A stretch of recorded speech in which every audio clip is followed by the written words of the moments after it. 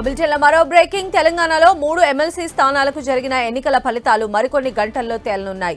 ఇవాళ ఓట్ల లెక్కింపు ప్రారంభం కానుంది. ఉదయం 8 గంటల నుంచి ఓట్లను లెక్కించేందుకు అన్ని ఏర్పాట్లు పూర్తి చేశారు అధికారులు. 2 ఉపాధ్యాయ 1 పట్టభద్రుల స్థానానికి ఫిబ్రవరి 27న పోలింగ్ జరిగింది. వీటి ఓట్ల లెక్కింపును ఇవాళ ప్రారంభించనున్నారు.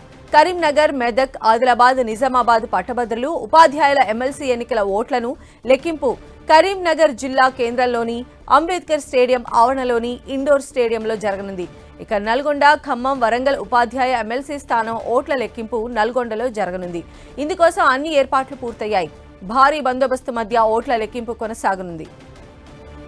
కరీంనగర్, మెదక్, ఆదిలాబాద్, నిజామాబాద్ పట్టభద్రుల నియోజకవర్గంలో 2,50,328 మంది ఓటర్లు, ఉపాధ్యాయ నియోజకవర్గంలో 24,968 మంది ఓటు హక్కు వినియోగించుకున్నారు.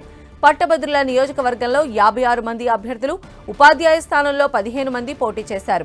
నియోజకవర్గ పరిధిలోని 773 పోలింగ్ కేంద్రాల ఓట్లను 3 షిఫ్టుల్లో 35 టేబుళ్లపై పట్టభద్రులు, ఉపాధ్యాయుల ఓట్లను వేర్వేరుగా లెక్కించేందుకు ఏర్పాట్లు చేశారు.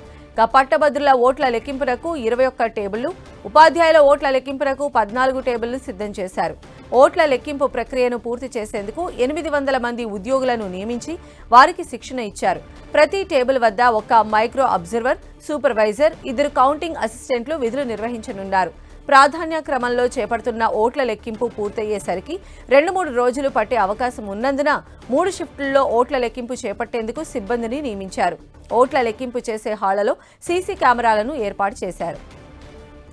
పట్టభద్రుల ఎమ్మెల్సీ స్థానంలో కాంగ్రెస్ అభ్యర్థి వి నరేందర్ రెడ్డి, బీజేపీ నుంచి సి అంజిరెడ్డి, బీఎస్పీ అభ్యర్థిగా Prasanna Harikrishna, all India forward bloc అభ్యర్థిగా సర్దార్ రవీందర్ సింగ్ సహా 56 మంది అభ్యర్థులు పోటీ చేశారు.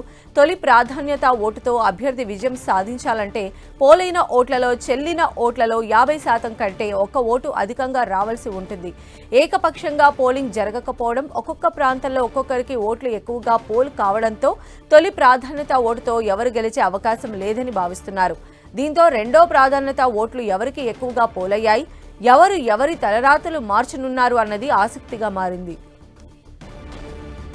పట్టభద్రుల ఎమ్మెల్సీ స్థానంలో 56 మంది పోటీలో ఉన్న ఎలిమినేషన్ పద్ధతిలో ఓట్ల లెక్కింపు చేపట్టే క్రమంలో తక్కువ ఓట్లు వచ్చిన అభ్యర్థి నుంచి మొదలుపెట్టి ఎలిమినేటెడ్ చేస్తూ అతని బ్యాలెట్లో రెండో ప్రాధాన్యత ఓట్లు ఎవరికి వస్తే వారికి వాటిని కలుపుతూ వెళతారు.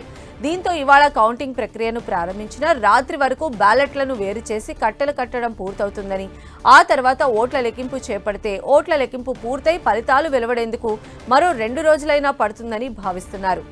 ఉపాధ్యాయ ఎమ్మెల్సీ స్థానంలో 15 మంది అభ్యర్థులు మాత్రమే పోటీ పడుతూ ఉండడమే కాకుండా 24,968 ఓట్లు మాత్రమే లెక్కించాల్సి ఉండడంతో ఇవాళ అర్ధరాత్రి వరకు ఫలితాలు వెల్లడయ్యే అవకాశాలు ఉంటాయని భావిస్తున్నారు.